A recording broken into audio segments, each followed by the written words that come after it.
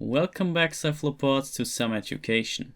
Today we want to learn about the most important gameplay technique that you have to know when you play Splatoon. And this tech is known as Sub-Strafing. It started out as an exploit in Splatoon 1 and even in early Splatoon 2, but over time it made its way to an officially acknowledged technique. Even Nintendo themselves briefly mentioned it in one of their videos. Since it was such an essential tool in high-level gameplay but was only available for specific weapons, at some point the developers decided to patch out the limitations of the trick to finally make it accessible for every weapon kit in the game. And in this video we want to find out what actually makes Sub-Strafing such a big deal.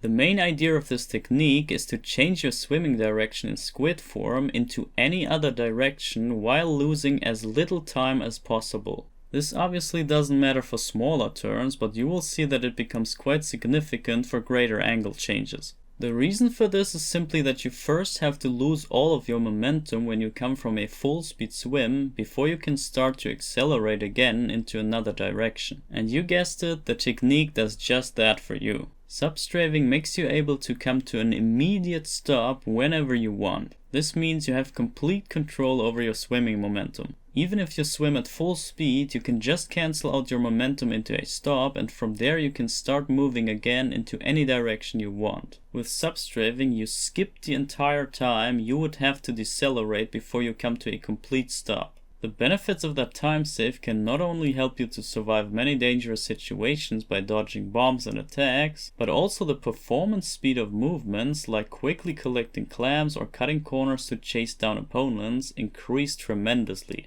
Learning Sub-Strafing alone already gives you an edge over any other player who does not know about this technique, so it's definitely worth to look into.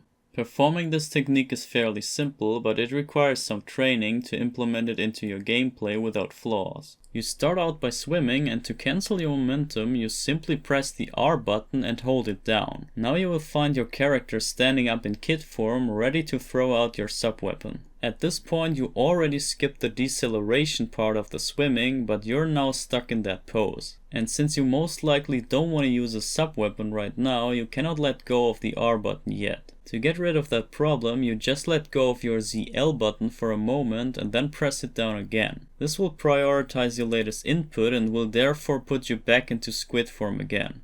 From now on, you can release your R button and you're ready to repeat the whole process whenever you want to change your swimming direction. If you're lazy or you already know that you're going to perform multiple strafing movements in succession, you can also chain them together by holding the R button in the end and only go into kit form by releasing the ZL button at the turning point. But to properly learn it, I would not recommend doing this because this is likely to lead you to crucial misinputs in certain situations. So for bare movements, Sub-Strafing is generally the way to go, and it works equally well for every weapon type.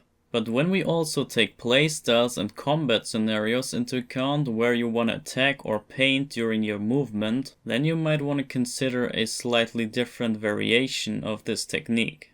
Main strafing.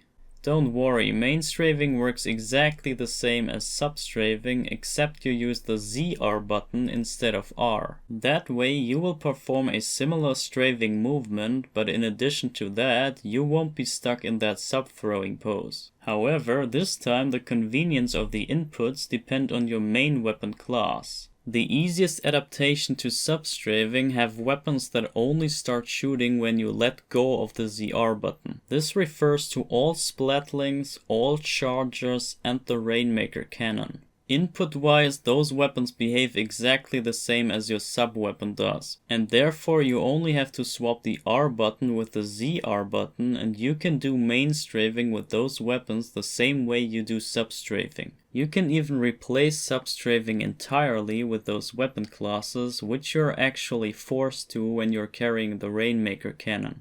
However, in the case that your weapon has a charge holding mechanic and you want to utilize that, then there's a chance that you want to go for the lazy input and just keep holding your ZR button throughout your movement and only go to kit form by releasing ZL. But keep in mind that except for the GoTuber, using the charge holding mechanic makes you much slower than without it, so you might not want to get used to the lazy input for your general movement.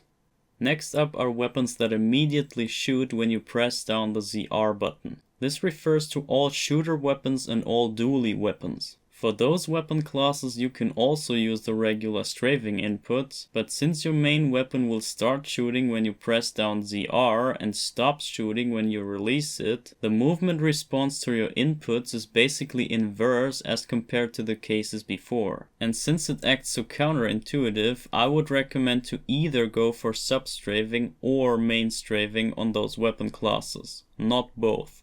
And a little addition here, if you go for main strafing for those weapons and you do the lazy input, you should also inverse your buttons there. Because if you keep holding ZL and go to kit form by pressing down ZR, you will have an easier time to switch between single and chained movements, in this case of main strafing. Which brings us to the last remaining group of weapons.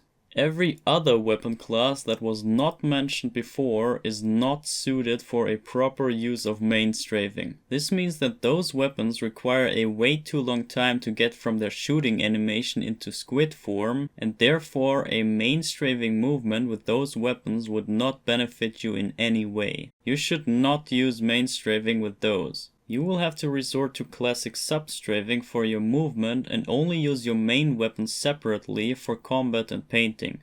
But in the end, these are all just recommendations from my side and don't have to be followed. In fact, there's a small time window where main strafing can be a few frames faster or slower than sub-strafing, but for simplicity's sake I took this out of the equation for you in this video. And that is all I want to bother you with. I hope your squid brains could handle this load of information. I did a lot of testing and research for you to try to make this as comprehensive as I could. But if you have advice or questions, be free to post them in the comments. And even more important, please watch and share my playlist about Splatoon education, because I want to make sure that everyone knows this stuff when they play Splatoon. So help out every squid and octopus by spreading some knowledge. With that said, thanks for tuning in and see you in the next video. Goodbye.